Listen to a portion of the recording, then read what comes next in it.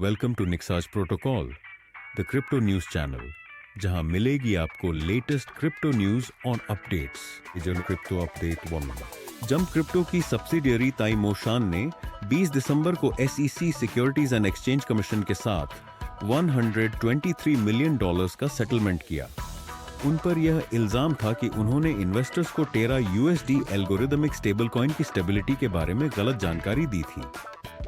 SEC के हिसाब से 2021 में ताइमोशान ने टेराफॉर्म के साथ एक एग्रीमेंट साइन किया, जिसमें उनको टेरा लूना को भारी डिस्काउंट पर खरीदने का मौका मिला।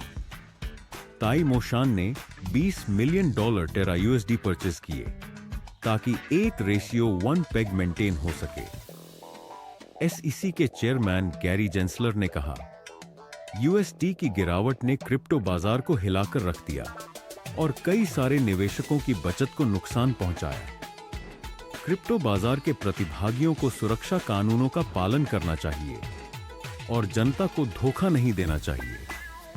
मई 2022 में टेरा USD, जो सॉफ्टवेयर और डिजिटल एसेट्स के जरिए अपना ओन रेशियो $1 पेग बनाए रखता था, पूरी तरह से विफल हो गया। उस समय टेरा USD मार्केट कैपिटलाइजेशन के हिसाब से तीसरी सबसे बड़ी स्टेबल कॉइन थी। 8 मई 2022 को एक बड़े निवेशक ने $285 मिलियन का USD डंप कर दिया, जिसके वजह से इसका प्राइस $0.98 तक गिर गया। 2 दिन बाद 10 मई को USD का प्राइस $0.67 तक गिर गया, जिसने मार्केट में डर और अनिश्चितता को और बढ़ावा दिया। इस कोलैप्स के बाद US अथॉरिटीज ने टेराफॉर्म लैब्स और फाउंडर डू क्वॉन के खिलाफ जांच शुरू की। इसका रिजल्ट $4.4 बिलियन के सेटलमेंट में हुआ।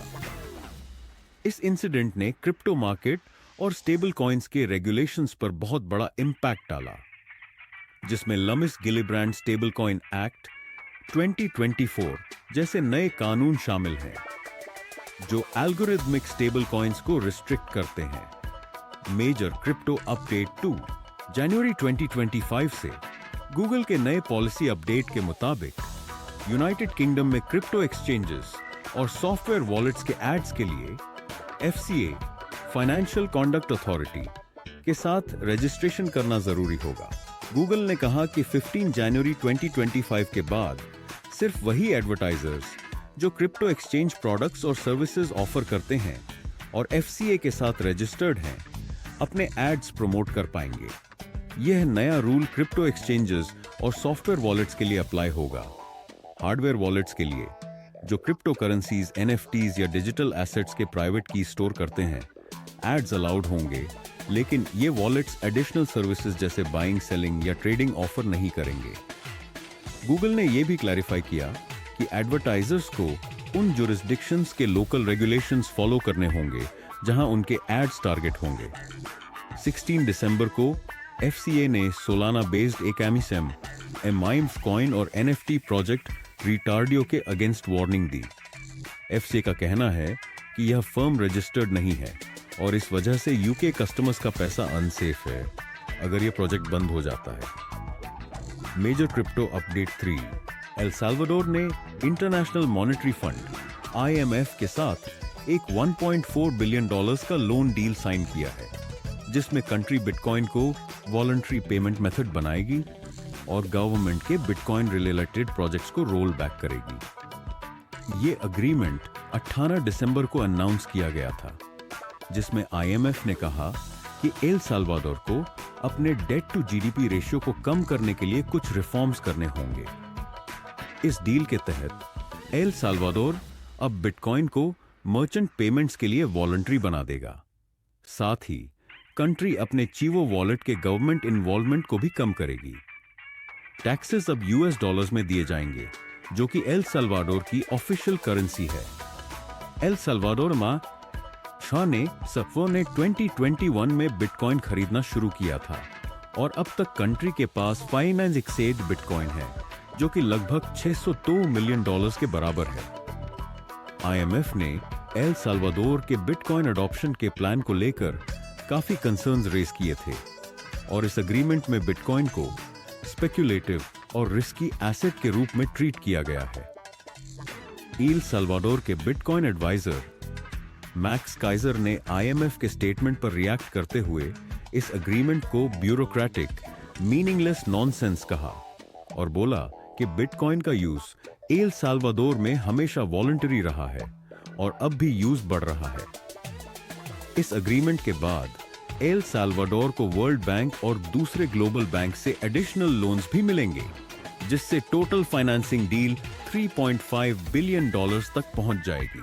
मेजर क्रिप्टो अपडेट 4, स्पेसकॉइन XYZ ने अपने पहले सैटेलाइट को ऑर्बिट में लॉन्च कर दिया है, जो प्रोजेक्ट के लिए एक बड़ा कदम है।